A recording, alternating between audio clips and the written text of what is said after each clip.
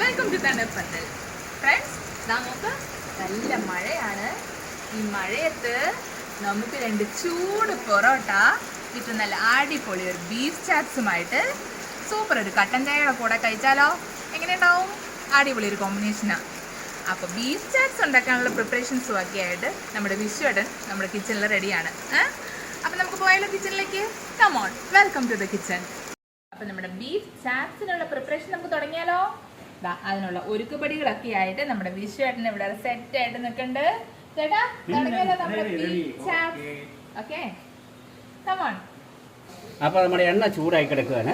അതിലേക്ക് നമുക്ക് ഗ്രാമ്പും പിന്നെ നമുക്ക് തക്കോലം, 2-3 ഏലക്ക, ഹോൾ സ്പൈസസ് അല്ലേ, പിന്നെ നമ്മുടെ കറുവാപ്പട്ട ഇതെല്ലാം കൂടി അങ്ങോട്ട് മൂത്ത് കഴിയുമ്പോൾ ഇതിൻ്റെ ഒരു മണവും വേറെ ടേസ്റ്റ് വരുവേ.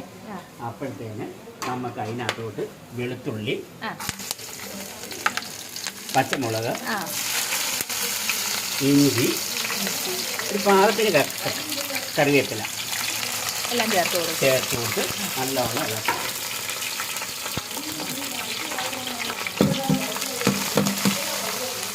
അപ്പോൾ ഇതൊരു ചുമന്ന നിറമായി കഴിയുമ്പോൾ ഇതിലേക്ക് നമുക്ക് സബോള ഇടണം. സബോള നല്ലോണം വഴന്ന് കഴിയുമ്പോഴത്തേന് നമുക്ക് ഇറക്കിയിട്ടിട്ട് കുറച്ച് നേരം അടച്ചു വെച്ച് കഴിയുമ്പോൾ അതിൻ്റെ ഗ്രേവികളൊക്കെ ചേർത്ത് കഴിയുമ്പോഴത്തേന് ഞാൻ പറയാം.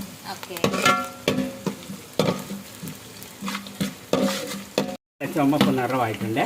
നമ്മൾ അടുപ്പയിലേക്ക് നമുക്ക് ഇനി സബോള ഇടാം. ഈ സബോള വെന്ത് നല്ല ചുമന്ന നിറമാകുമ്പോഴത്തേന് നമുക്ക് ഇറച്ചി പരത്തി വെക്കാം ഉള്ള നേരത്തിന്. എന്നിട്ട് ആ ഇറച്ചി നമുക്ക് ഇതിലേക്ക് ഇടാം. അപ്പോൾ ഇത് പയ്യെ ഇരുന്നായിക്കോട്ടെ.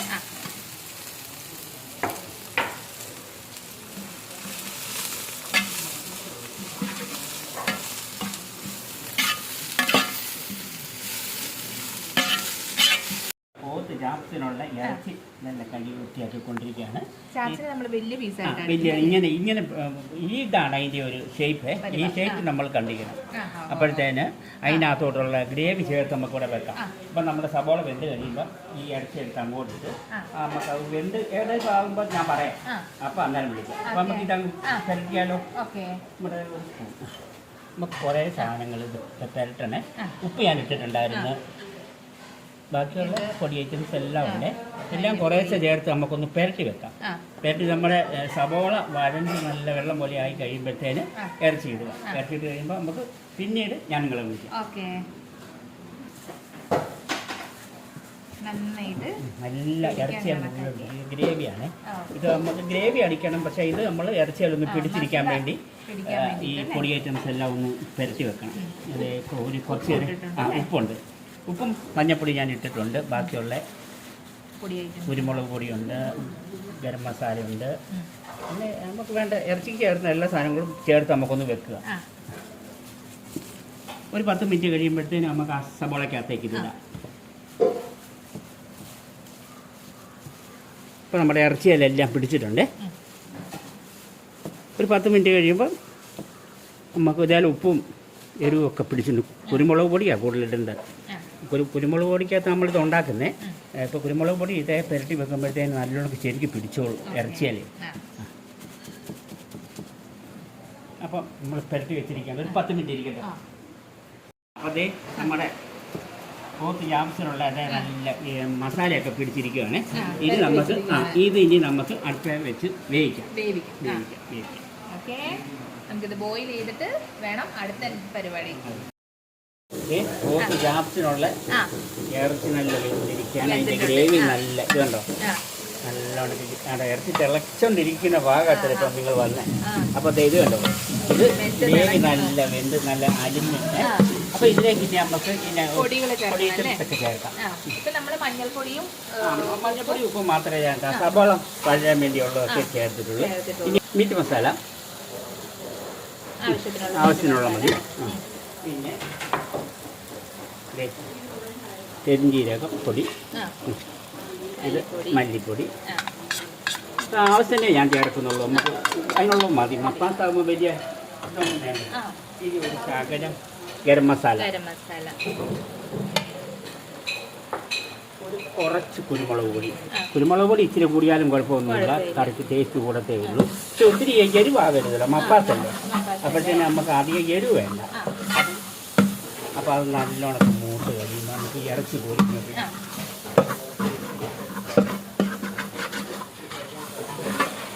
പൊടി നല്ലോണം മൂത്ത് ഈ കളറാകണം. മൂത്ത് യാപ്സിനാകുമ്പോൾ ഈ കളറാകണം.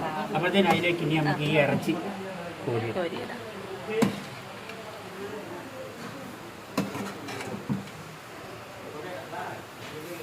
ഇപ്പൊ ഇത് ശകലം വെള്ളമുണ്ട് ഇറച്ചിക്കകത്ത്. ആ വെള്ളം കൂടെ ഇതിനകത്ത് ഒഴിക്കണം. അപ്പോഴേ അതിൻ്റെ ആ കറിയുടെ ടേസ്റ്റ് ആകത്തുള്ളൂ. അപ്പോൾ നമുക്ക് ഇത് നിർത്തിയിട്ട് ഈ വെള്ളവും കൂടെ ഈ ഇറച്ചിയും കൂടെ ഇങ്ങോട്ട് ഒഴിക്കാം.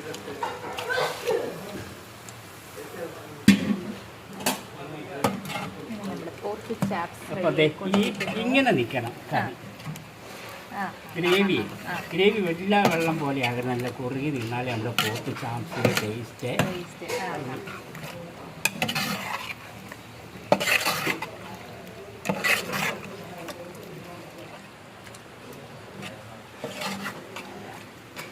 അപ്പോൾ അവിടെ ഇറച്ചിയിലെല്ലാം ഗ്രേവിയൊക്കെ പിടിച്ച്. അപ്പോൾ ഇനി അധികം നമുക്ക് അടുപ്പേ വെച്ച് പറ്റിക്കണ്ട. നമുക്ക് വാങ്ങിയാലോ? വാങ്ങുന്നതിന് നമുക്ക് ഒരു സെക്കൻഡ് ചെറിയ ഉള്ളി അങ്ങോട്ട് ഇടുക. അപ്പം ഇത് ചെറു തീയിട്ടൊന്ന് ഒന്ന് വെന്തോട്ടെ. അപ്പോൾ ആ ചെറിയ ഉള്ളി നമുക്കൊന്ന് വാടണ്ടേ?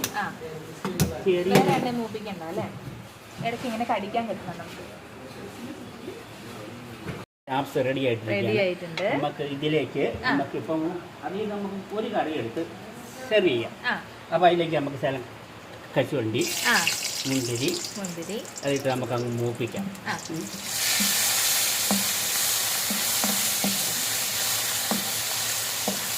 അപ്പോൾ അത് മൂത്തിട്ടുണ്ട്. അപ്പോൾ നമുക്ക് അതിലേക്ക് ഒരു കുറച്ച് കറി. അപ്പോൾ അത് ഇപ്പം സെർവ് ചെയ്യാൻ മാത്രം സെർവ് ചെയ്തിട്ട് മതിയല്ലോ. ഇതിലേക്ക് നമുക്ക് ശകലം തേങ്ങാപ്പാൽ ഒഴിക്കണം. തേങ്ങാപ്പാൽ ഒഴിച്ച് ഇളക്കാം. തേങ്ങാപ്പാലാണ് ഇത് നമ്മൾ തേങ്ങാപ്പാലാണ് അതിൻ്റെ. ഇപ്പം നമ്മൾ കുറച്ച് കറിയെ നമുക്ക് ചെറിയ മാത്രമേ ഞാൻ എടുത്തിട്ടുള്ളൂ.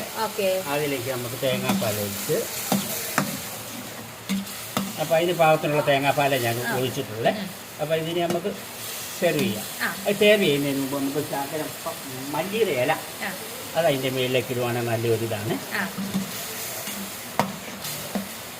അപ്പോൾ നമ്മുടെ പോത്ത് ചാപ്സ് റെഡി. ഞാൻ പൊറോട്ടയും കൂട്ടി ഒരു പിടുത്തം പിടിച്ച് നോക്കുക.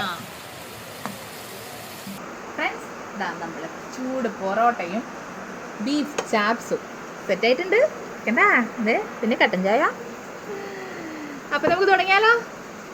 ഓക്കേ, പൊറോട്ട ഇങ്ങനെ എടുത്ത് ഒരു പീസ് ബീഫ് ചാപ്സ് എടുത്ത് കണ്ടാ പൊറോട്ട ഇങ്ങനെ എടുത്ത് കൂട്ടി വെച്ച്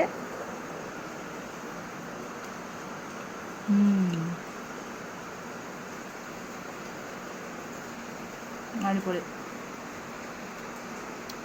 നല്ല അടിപൊളി ബീഫ് ചാപ്സ്, സൂപ്പർ.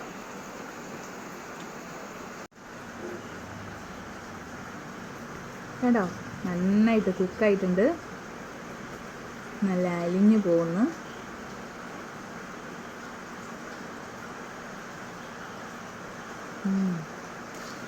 അടിപൊളി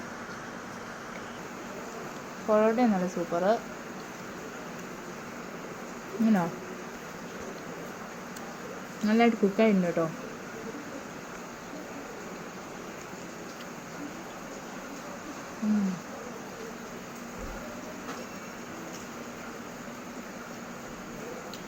അടിപൊളി. അപ്പം ഞാൻ എന്നും പറയുന്ന പോലെ അറിയാലോ, അല്ല അടിപൊളി ഒരു പൊറോട്ടയും ബീഫ് ചാപ്സും ഒക്കെ കഴിക്കണമെങ്കിൽ എവിടെ വരണം? തണ്ണീർപ്പന്തൽ വരണം. അപ്പോൾ ഒരുപാട് ഇഷ്ടം, ഒത്തിരി സ്നേഹം.